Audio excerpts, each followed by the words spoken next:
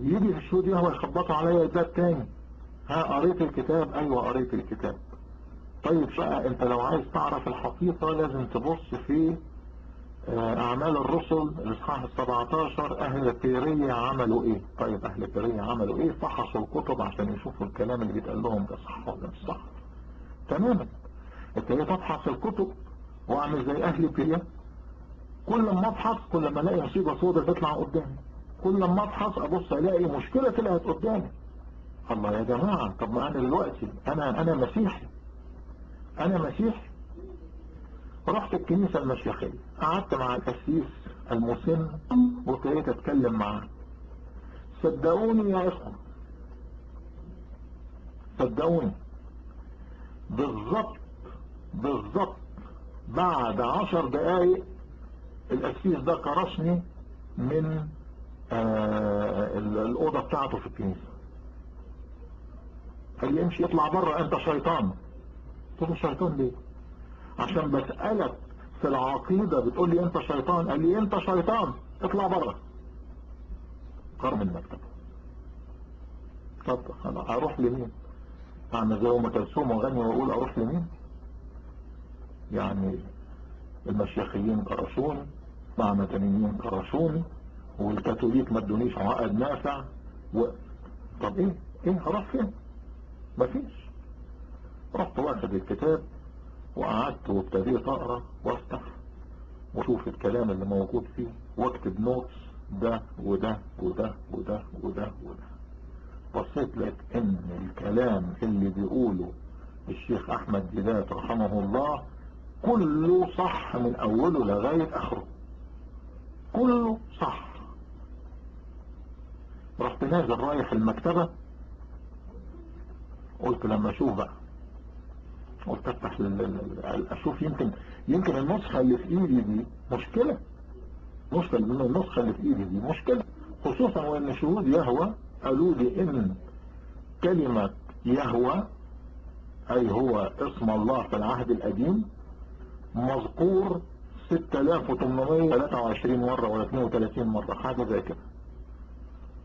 فرحت رايح المكتبة، بصيت لقيت قدامي يمكن 15 ترجمة مختلفة. ابتديت اخد الترجمات منها الترجمة الكاثوليكية وابتديت اقرا فيها وابص هنا واشوف هنا وابص. طب ما هو كله يعني بيوصل لنفس المعنى، كله بيوصل لنفس المعنى. يبقى في غلط في العقيدة هنا، اكيد في غلط في العقيدة. لغاية لما واحد صاحبي من الأقباط الأرثوذكس قال لي انت مش هيفيدك الا القسيس عندنا في الكنيسة، لازم تيجي في الكنيسة، انا هداخلك بالعربية عشان الكنيسة بعيدة شوية واقعد اتكلم معاه. قلت له بقول لك ايه، انا مش عايز لا اتكلم معاه ولا اتكلم معاه، لو عايز خليه هو يجي عندي هنا نقعد نشربه شاي ونقعد نتكلم. بس انا مفيش ملهاش معنى يعني. انا اولا القداس الارثوذكسي ما فهمش فيه حاجة، والارثوذكسية ما هياش انا كاثوليكي اروح اعمل ايه عند الارثوذكس؟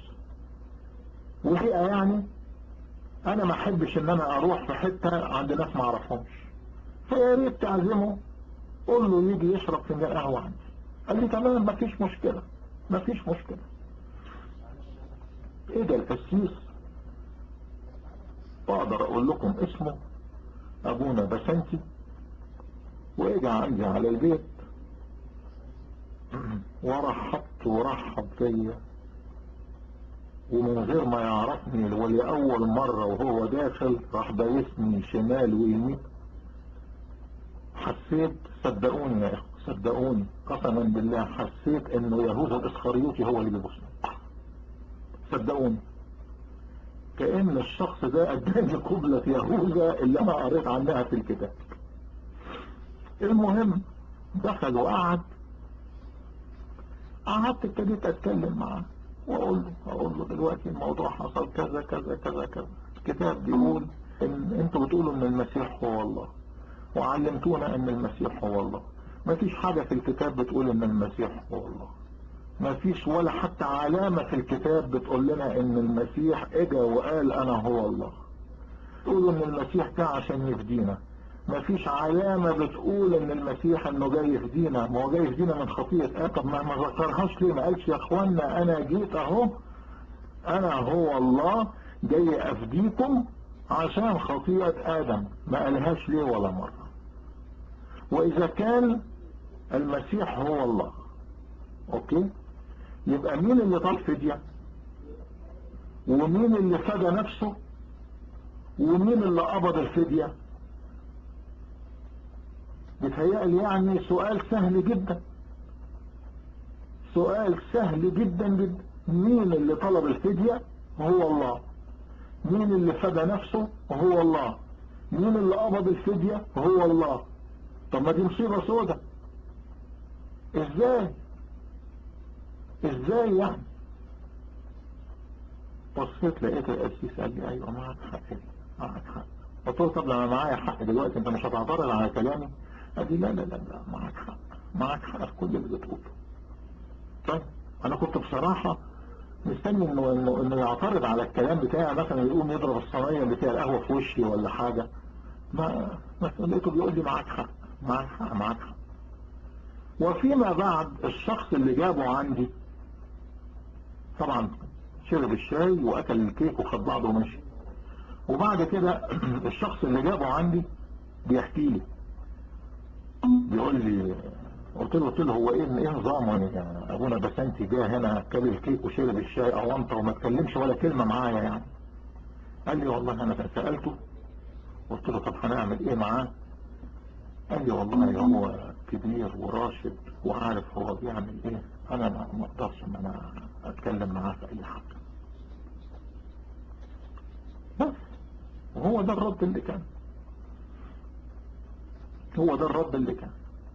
فإذا نوصل بقى ايه للعقيدة الآن. هي دي القصة، قصة الكنائس. لغاية لما تعرفت على البالتوك. اتعرفت على البالتوك في شهر مايو. اتعرفت على البالتوك. رحت داخل على البالتوك، واول ما دخلت على البالتوك، ازاي اتعرفت على البالتوك؟ انا كنت في اللينك بتاع الاهلي، وقاعدين بنتكلم على الكورة وعلى الحاجات دي كلها، ومرة واحدة بص الاقي واحد راح عامل كاتب على الشات الحقوا يا اخوة ده في ناس بتشتم الله ورسوله، روحوا الحقوا شوفوا ايه اللي بيحصل. وراح حاطط اللينك بتاع البالتوك، ولا حط الاول اللينك؟ لا بتالي حط، مش فاكر اني اللينك اللي حطه. المهم ده وصلني للبالتوك. قالوا ان لازم اروح اعمل داونلود للبالتوك الاول. رحت اعمل داونلود للبالتوك، اخش اشوف ايه النظام. دخلت في البالتوك، بصيت لقيت ان في غرف مليان غرف. رحت واخد اول غرفة مطرح ما مكتوب عربيك وريليجن، بصيت لقيت غرفة اونلي ويل. رحت داخل عنده، بصيت لقيت انه في كمية قلة ادب وكمية شتايم وكمية تهزيء. الحقيقة يا اخوة، وانا اخجل ان انا اقول الكلام ده، ولكن انا عاهدت ربي ان انا ما اقولش الا الحقيقة. انا انبهرت في الكلام ده، ولقيت نفسي ان انا سعيد جدا في داخلي. قلت الله، حلو قوي، حلو قوي الكلام ده. لقيت نفسي ان انا بتسلى. ابتديت اشارك على التكست. قلت طب لما ادور لو في غرفة تانية ممكن اخش فيها، لغاية لما اتعرفت على غرفة كوب 1400 years of Islam. رحت داخل فيها، لقيتها غرفة صغيرة، وبصيت لقيت الادمنز اللي فيها دمهم خفيف اكتر من الادمنز اللي هم في غرفة اونلي واي، لان بيحطوا اغاني. وتبص تلاقي مرة واحدة مهرائيل راحت رقع زغروطة زغرطة وحاجات زي دي. المهم ابتديت اشارك معاهم في صدقوني يا اخوة انا بتكلم الكلام ده وقلبي بيتقطع، لان انا مش متصور ان في يوم من الايام كنت بعمل الحاجة دي. فابتديت اشارك معاهم لما لقوا ان انا عندي المقدرة ان انا اشارك، راحوا بعتين لي قالوا لي انت جاهز الان انك تبدل معانا. وده الوقت اللي انا اتعرفت فيه على كوبتي وعرفت انه عايش في نفس البلد اللي انا عايش فيها.